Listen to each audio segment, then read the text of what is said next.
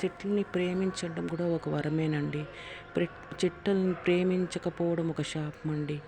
చెట్టులు చూడండి, ప్రకృతి ఎంత అందంగా ఉంది చూడండి, ఎంత బాగున్నాయి చూడండి చెట్టులు. ఎంత అందంగా ఎంత బాగున్నాయి చూడండి. ఎంతో అందంగా ఉంది, ఎంతో బాగున్నాయి చెట్లు.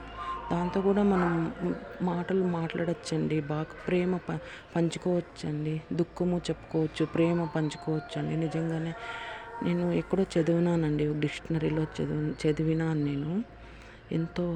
ఎంత ప్రకృతిని ఆస్వాదించడం వరం అండి. నిజంగానే ఆస్వాదించకపోవడం ఒక శాపము.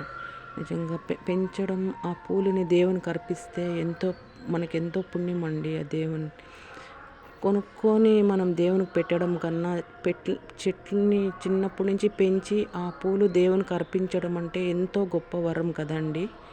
ఎంతో బాగుంటుంది కదా, ఆ సంతోషమే వేరుగా ఉంటుంది కదండి.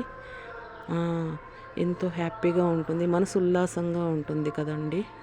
ఎంత బాగుంటుంది చూడండి. ఎంతో ఆ పువ్వు ఒక్క పువ్వైనా చాలు మనకి. ఆ దేవునికి మనం పెంచిండే చెట్లలో ఒక పువ్వు పెట్టినా కూడా ఆ హ్యాపీనెస్సే వేరుగా ఉంటుంది కదండి మనకి. ఆనందమే వేరుగా ఉంటుంది, హ్యాపీనెస్సే వేరుగా ఉంటుంది కదండి.